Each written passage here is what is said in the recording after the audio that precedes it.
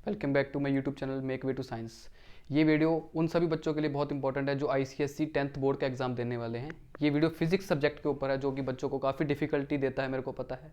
तो मैं इस वीडियो को इसलिए लेकर आया हूँ क्योंकि इस वीडियो में मैं बताने लगा हूँ कि आप कैसे अच्छी बहुत ही सिंपल ट्रिक्स की वजह से आप 95% या 90+ मार्क्स कैसे सिक्योर कर सकते हैं। क्योंकि होता है क्या कि कई बच्चे हार्ड वर्किंग होते हैं, मतलब पढ़ते सब कुछ हैं, पर उनको ये नहीं पता लगता कि हम पेपर्स में फिर भी मार्क्स कम आ जाते हैं क्योंकि वो स्मार्ट स्टडी नहीं करते हैं। वो क्या करते हैं, सिंपल स्टडी सब कुछ पढ़ने लग जाते हैं और उनको पता नहीं होता कि पेपर का पैटर्न कैसे या कुछ भी है। तो मैं आपको यहाँ पे ऐसे बताऊंगा कि आप मेहनत अगर कर रहे हो तो उसको कैसे अच्छे मार्क्स में कन्वर्ट करना है। मैं आपको सिर्फ ट्रिक्स बताऊंगा, उसको हम फॉलो करेंगे। फिजिक्स का पेपर जब हम उसकी प्रेपरेशन करेंगे तो कैसे प्रेपरेशन करनी है उस पेपर के लिए, वो हम आपको बताने जा रहे हैं। तो देखिए, सबसे पहले गलती बच्चे क्या करते हैं कि जैसे जो प्रीवियस ईयर्स क्वेश्चन पेपर होते हैं आजकल इजीली अवेलेबल हो जाते हैं मार्केट से भी, या ग्रुप्स वगैरह टीचर्स प्रोवाइड कर देते हैं। बच्चे उनको प्रैक्टिस करते रहते हैं पर अच्छी तरह से उसको कभी देखते नहीं हैं कि उसमें पैटर्न कौन सा फॉलो किया होगा। चलो इस बार आपके लिए चेंजेस जो आपके लिए नए आए हैं कि आपके लिए 15 MCQs आए हैं, 15 MCQs आपके लिए ऐड किए जा रहे हैं। वो आप कर सकते हो आसानी से, वो आपको प्रैक्टिस के साथ आ सकते हैं जब आप कंसेप्ट को स्ट्रॉन्ग कर लोगे, ठीक है। और बाकी उसके लिए मैंने कंसेप्ट MCQs की वीडियोस में अब आगे डालने जा रहा हूँ। फिजिक्स के MCQs कैसे अटेम्प्ट कर सकते हो उसकी वीडियोस फर्दर मैं आपको डालूंगा कि MCQs आप कैसे अटेम्प्ट करते हो। नॉट ओनली फिजिक्स, केमिस्ट्री, सारी साइंस स्ट्रीम और मैथमेटिक्स के भी MCQs मैं डालूंगा कैसे आप सॉल्व कर सकते हैं, ठीक है। तो आज हम फोकस करते हैं कैसे प्लान करना है। अगर देखा जाए तो जो दो मेन चैप्टर जो हमने बिल्कुल छोड़कर नहीं जाने हैं वो हैं दोनों लाइट के चैप्टर। फोर्थ एक रिफ्रैक्शन वाला और एक लेंसेज वाला, दोनों के दोनों चैप्टर अच्छे से करके जाने हैं। अब मैं बताता हूँ ये मैं क्यों बोल रहा हूँ, आप क्लियरली देख लीजिए। जब आपका सेक्शन ए को पहले भूल जाइए, एक बार सेक्शन बी पे आइए। सेक्शन बी होता है बेटा 40 मार्क्स का। 40 मार्क्स में क्या होता है कि आपके पास 6 क्वेश्चन होते हैं, आपको करने हैं ओनली 4 क्वेश्चन। क्या करने हैं? ओनली 4 क्वेश्चन, कोई भी 4 क्वेश्चन चूज कर सकते हो। तो लाइट आपको उसमें कैसे हेल्प करेगा कि जो दो लाइट के चैप्टर्स हैं बेटा उनमें 2 क्वेश्चन गारंटीड हैं आपके पास।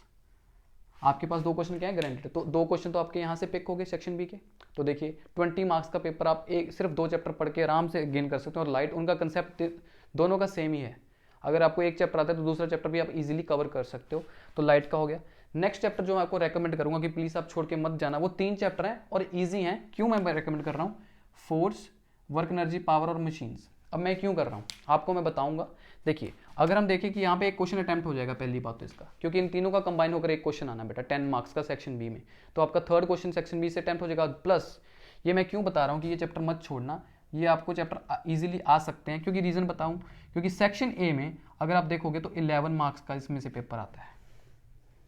आप कह रहे होगे सर मैं ये कैसे बता रहा हूँ? देखो आप अगर पेपर के पैटर्न को फॉलो करोगे, सैंपल पेपर्स देखोगे CBSE का, तो क्लियरली बेटा वहाँ पे ये चीज़ दिख रही है। तो आपको वहाँ पे 1 क्वेश्चन तो यहाँ पे मिल ही जाएगा नियरली। उसमें सेक्शन ए में मेजर पेपर यहाँ से आएगा। अगर हम बात करें क्वेश्चन 2 और क्वेश्चन 3 की, MCQs को भी हम साइड पे रख रहे हैं, क्वेश्चन 2 और क्वेश्चन 3 की बात करें, इन जो हमारे पास मार्क्स डिस्ट्रीब्यूशन है इसमें देख सकते हो। इसमें तो 10 मार्क्स का हो गया, 15 मार्क्स का ये हो गया बेटा। यहाँ पे कितना बच गया हमारे पास? 15 मार्क्स। कितने बच गए हमारे पास?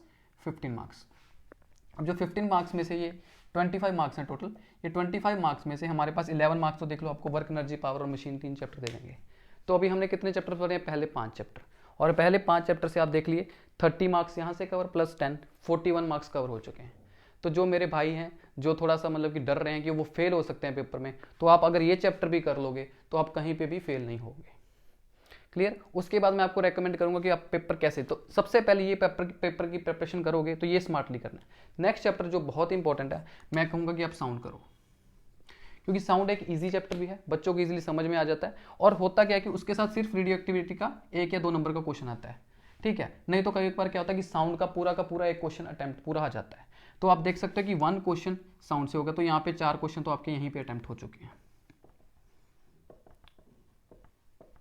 तो देखिए कितनी आसानी से आपके 4 क्वेश्चन अटेम्प्ट हो गए। तो सेक्शन भी तो निकल गया। आपको इलेक्ट्रिसिटी नहीं पढ़ना पड़ा, ना आपको हीट पढ़ना पड़ा, ना आपको रेडियो एक्टिविटी डिटेल में पढ़ना पड़ेगा, ना आपको मैग्नेटिज्म पढ़ना पड़ेगा। मेरे को पता है इलेक्ट्रिसिटी के रेजिस्टेंस न्यूमेरिकल बच्चों को बहुत तकलीफ देते हैं, उसके लिए मैंने वीडियो बना रखी है, आप मेरे चैनल पे विजिट करके देख सकते हैं, ठीक है। तो यहाँ पे ये चीज़ आप कर सकते हो। ये नहीं मैं कहता कि इस चैप्टर को कंप्लीटली छोड़ दो। जो बच्चों को डर लग रहा है कि हम नहीं कर सकते वो इसको छोड़ सकते हैं, ठीक है। तो इसके बाद क्या होता है, देखो अगर किसी बच्चों को लग रहा है कि साउंड और रेडियो डिफिकल्ट लग रहा है तो आप इलेक्ट्रिसिटी पकड़ लो, क्योंकि आपका 1 क्वेश्चन यहाँ से अटेम्प्ट हो जाएगा, ठीक है। तो आप ऐसे पकड़ सकते हो। 15 MCQs करने की ट्रिक्स मैं आपको बताऊंगा। बेसिकली वो क्या है, हमारे कंसेप्ट के ऊपर बेस्ड होते हैं। और हमारे पास फिजिक्स में क्वेश्चन कौन से आएंगे? एक तो डायग्राम बेस्ड होगा बेटा। डायग्राम बेस्ड क्वेश्चन कहाँ से आते हैं बेटा? लाइट से। कहाँ से आएंगे ज़्यादातर? लाइट से। न्यूमेरिकल्स आएंगे, वो सभी चैप्टर्स में से आते हैं हमको बेटा।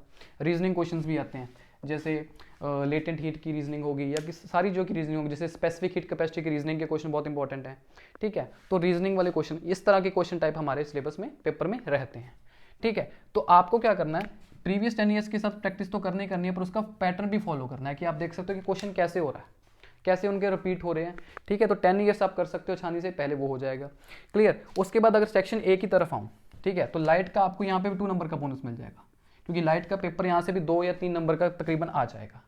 फिर पीछे क्या बचा, हीट, रेडियो एक्टिव और इलेक्ट्रिसिटी, तो देख सकते हैं बहुत कम नंबर का पेपर आ रहा है उनमें से, 4+2 10 नंबर्स का पेपर आ रहा है इन 3 चैप्टर में से।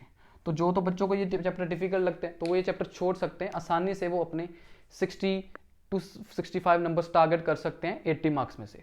अब जो बच्चे चाहते हैं कि उनको 95% मार्क्स चाहिए, तो आप इसको पहले ऐसे ऐसे स्टेप बाय स्टेप पढ़ना। पहले आप मार्क्स के सिक्योर करना, सबसे पहले आप लाइट पढ़ना, फिर आप ये 3 चैप्टर पढ़ लेना, फोर्स, वर्क एनर्जी, पावर और मशीन। फिर उसके बाद आप पढ़ना साउंड और इलेक्ट्रिसिटी। इसके साथ मोस्ट प्रोबेबली बेटा आप 90% से ऊपर लेने के लिए आपके आराम से नंबर आ सकते हैं, क्योंकि हीट, मैग्नेटिज्म और रेडियो एक्टिविटी बहुत कम पेपर आएगा, क्लियर। तो आपके आसानी से इसमें से नंबर कवर हो सकते हैं। तो आपको अगर ये चीज़ अच्छी लगी तो आप मेरे चैनल को सब्सक्राइब कीजिए, मेक वे टू साइंस। ऐसे ही मैं आपको ट्रिक्स बताता रहूँगा अच्छे मार्क्स लाने के लिए। Thank you.